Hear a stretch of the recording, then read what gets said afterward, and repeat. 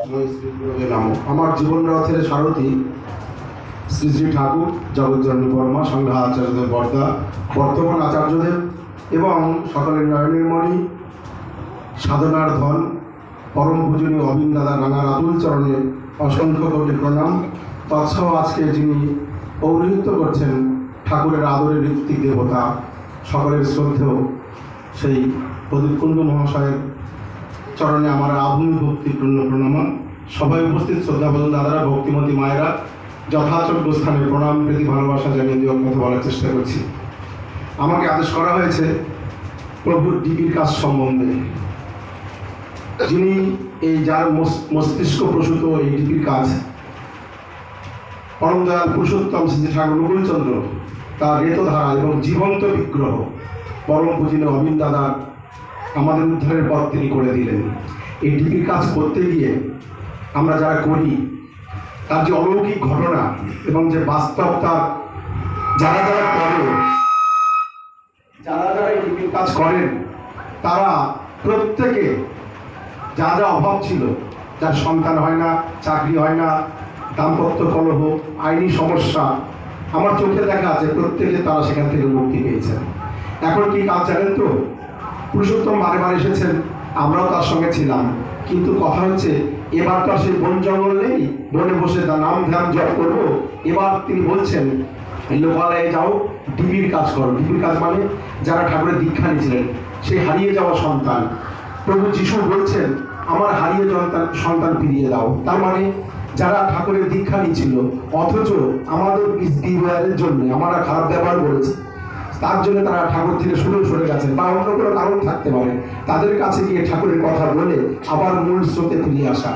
আমরা ঠাকুরের কদিন আগে ঠাকুরের গিয়েছিলাম, আচার্যদেবকে প্রণাম করছি, তো তিনি যখন উঠে দাঁড়িয়েছি প্রথমে বলছেন তোর পেটটা তো বড় হলো কেন, ঠাকুরের কাজ করছিস না? আমি বলছি কদিন অফ আছে।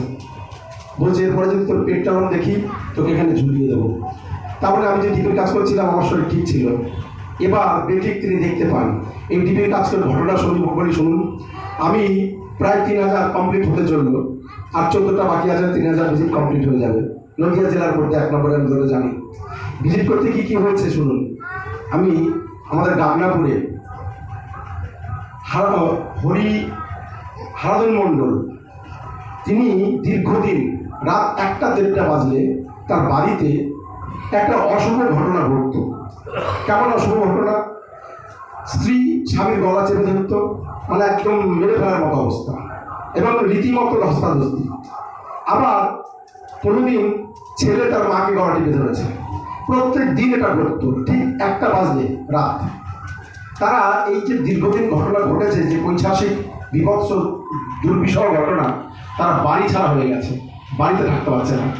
এখন দিনের পর দিন ঘটনা ঘটে চলেছে।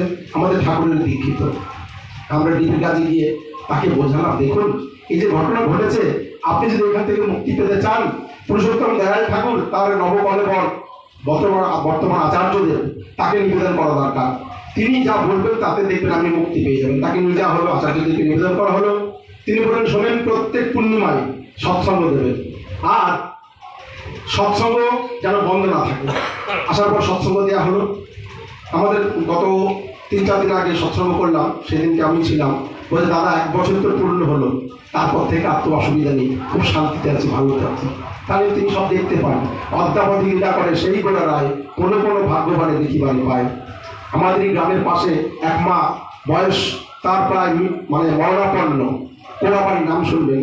তা আমি ডিবির কাজে গেছি, মায়ের সঙ্গে কথা বলতে ওনার বৌমা বলছে দাদা আপনি আসলে শান্তি পাই, ঠাকুরের কথা বলেন, খুব ভালো লাগে। আমার শাশুড়ি না মরেও না আর বাঁচেও না, তার অনেক বয়স হয়ে গেছে, শীতলকায় হয়ে গেছে, আমরা খুব কষ্ট পাচ্ছি। পায়খানা প্রস্তাব যা আছে আপনারা জানেন, আনুষঙ্গিক ঘটনা, খুব সাফার করছে পরিবারটা। আমাকে বলছে দাদা আপনি দয়া করে যদি যান খুব ভালো হয়, কারণ আপনার সঙ্গে ঠাকুর থাকে। এটা বাস্তব, যারা ডিবির কাজ করেন তারা হচ্ছে গিয়ে দেবদূত। তো আমি ওই মায়ের সঙ্গে গেলাম, গিয়ে সবাই মিলে এখান থেকে রানাঘাট থেকে আরও কয়েকজন মায়েরা গিয়েছিলেন, তাকে ধরে নাম করলাম ওই মাটিকে। আর ওনার নাতি কলেজে পড়ে, অঙ্কিতা। বললাম বাবা তুই ঠাকুরের স্মৃতি ঠাকুমার স্মৃতি পাঠানো হয়? বলছে হ্যাঁ পাঠানো হয়। উনি তো নিজে হাতে করতে পারেন না, বলছে না তুমি এক কাজ করো, 1 টাকা নিয়ে এসো। নিয়ে এলো, বললাম ঠাকুমার কপালে ছুঁয়ে ওনার হয়ে তুমি আজকে স্মৃতিটা করো। তো আমার সামনে ওই স্মৃতিটা বললো, আর বললাম শোনো, ঠাকুমার যতদিন কোনো পরিণতি হয় সে সুস্থ হবে, নয়তো দয়াল ধামে যাবে, যে কোনো একটা হবে। আর যতদিন না হচ্ছে হয় তুমি করবে, নয় বাবা করবে, নয় মা